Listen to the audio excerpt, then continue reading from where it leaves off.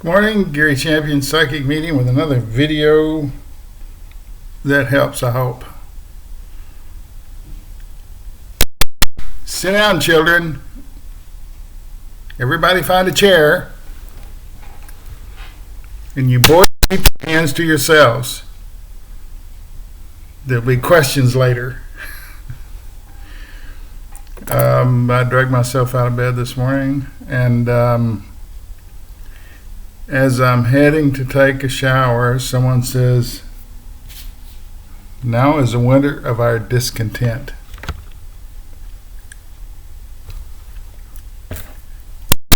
Pay attention. Now is the winter of our discontent. I don't know how many of you have guides from England and Shakespeare's time, but apparently I do. I've had him for a long time. He comes in periodically and quotes Shakespeare. And I've heard this quote before back in high school. I had an English teacher who taught us what she could in one room classroom about poetry and Shakespeare. And we all had to get up and do a soliloquy. Out, brief candle, life is but a... Okay. So I was doing research for a guy, really not anything I had to do, but he was interested in Jack the Ripper as a book. And in a reading, a bunch of stuff came out. I can't tell you what it was because it was so long ago. But that's when this guy showed up during a reading, giving Shakespeare stuff from 1594, I think. Richard III. It's the first line from Richard III. Now's the winter of our discontent. It's interesting that a quote can come from the 16th century into today, the 21st century, and make so much sense. Anyway, this is what my guide is talking about, and he said it should be the focus of whatever I do today, so I'm going to try and honor that request, as I always do, because whatever they're doing seems to make more sense than whatever it is I'm doing. What the quote line means is, now is the winter of our discontent. And the next line is made glorious summer by the son of York.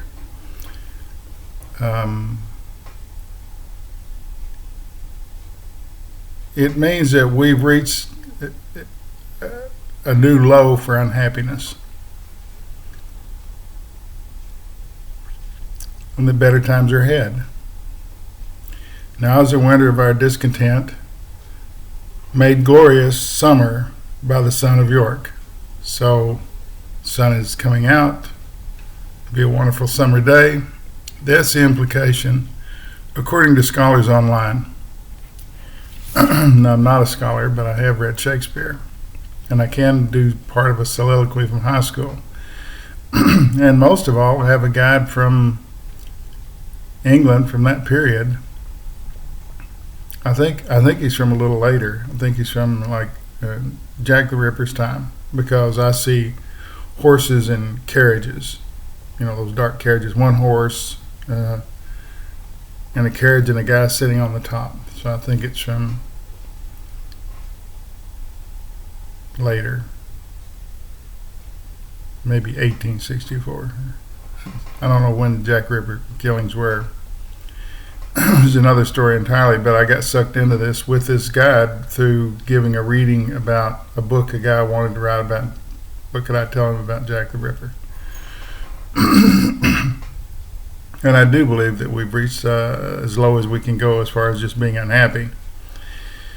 If you know someone has died from COVID, you're unhappy. If you've had it and survived it, you're still unhappy, because the follow-up, you have it, and if you recover, and you have a kind of a few months where everything is good, you feel great, like it didn't happen. Then it comes back, and you have several months where you're just exhausted all the time.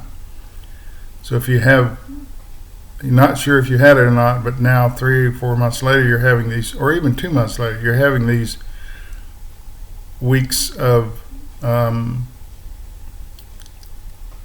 sadness and just sluggish, no energy.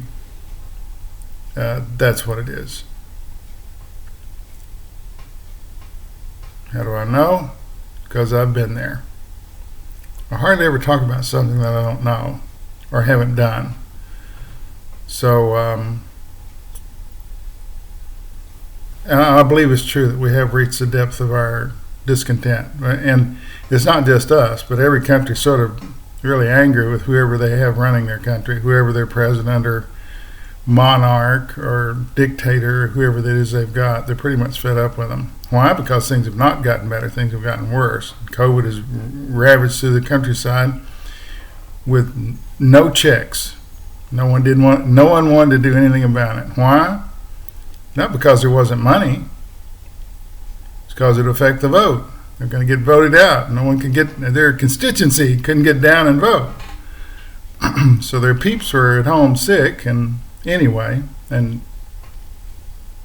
voted by proxy, mail-in vote. We can't have this horrible. China did it. They said, we've got it, but we're not going to tell you we got it. And there's probably a conference somewhere every year that gets together and says, now what's the next crap that's coming out of China? Because all these flus, that's where they come from. In case you didn't know that. It's, long story, but I'm sure flu people get together and say, what's the next crap that we're going to have to get a shot for? Because you get a shot every year for the flu, but it's not the same flu. It changes every year. Slightly changes. And a new shot is needed for it. Because these viruses, they're all different. It's a reason if you get a cold, and a cold is a virus, and people will say, well, I had it and then I lost it and then I got it again. I caught the same cold again. No. You didn't. You caught a different cold. Your immune system's probably punked out and you're susceptible to them. Each cold's different. And that's why if you go to the hospital, they can't give you anything for it. They'll give you a shot if you ask for it. They'll give you a shot of an antibiotic and pills to follow up, but they don't do anything because viruses can't be treated that way. They have to be targeted specifically, I think. Anyway, there's probably conferences meeting. What's the next crap that's coming from China? And we're thinking COVID-20, COVID-21, COVID whatever. That's what they're looking for. Flu we've got down pretty well. Flu goes through the country and a certain number of people pass from it. People with low immune systems that can't really be protected by anything. And so we're wondering what the next thing is that's coming down the pike. Will they tell us this time? Will they say, ooh, America, ooh, England, ooh, Australia, we got a new one coming out. We're going to call it the Wuhan 2. No. No, they don't talk about it. Oh, that thing, that was nothing. That's no big thing. That was so long ago. But we need a task force to study whatever's coming out of China, if we don't already have one, and prepare ourselves for taking shots, possibly for the rest of our lives, because these things are unstoppable. If a country of 1 billion people don't want to do anything about it, I don't know how you can force them to. You can isolate them and block all kinds of things and pass laws against having anything to do with the country. It won't stop these. Ignorance is where this comes from. We're causing all these flus? That came from us?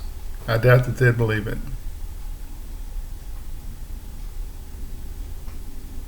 But a lot of them died too. So the country that had it that could have reported it didn't do anything. A lot of their people died, and we'll never know how many because they buried them in mass graves. Undetectable, except by satellite. Interesting. Now is the winter of our discontent. I mean, it's winter, it's the worst part of the year, it's the worst part of our unhappiness. and that better times are ahead. And I believe that's absolutely true. We'll pull out of this. We'll get this together. The shots will come out. They already are out. About March, middle March, early April, we'll have achieved a certain amount of immunity from it, except those people that didn't take it. And I was listening to NPR the other day, which has never been anything I've ever listened to.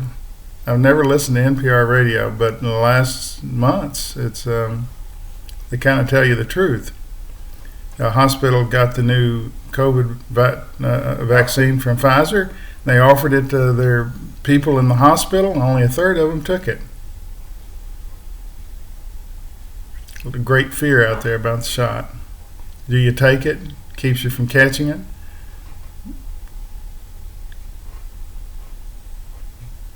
Or do you not take it and possibly die? Ooh, where are my dice? Ooh, wait a minute. Yeah. Oh, class. Anybody got a pair of dice?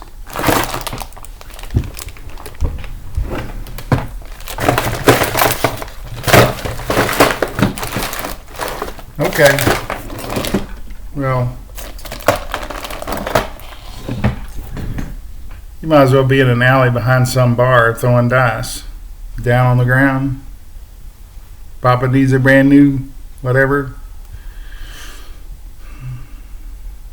But we'll come through it. We'll achieve a certain amount of immunity. People will go back to work. Jobs will be available. Healthcare will be available again to those who can afford it. Because capitalist society. On the one hand, in our country, everybody wants everything for free. Those are the socialist people. I don't want to pay for anything. I don't want to work, and I don't want to do that. That's not going to happen. No one's giving you free rent. Eventually, you're going to have to go to work. You're going to have to, or move in with someone and eat off of them for free, which is very socialist. Or you get your ass out the door and get a job and struggle like the rest of us.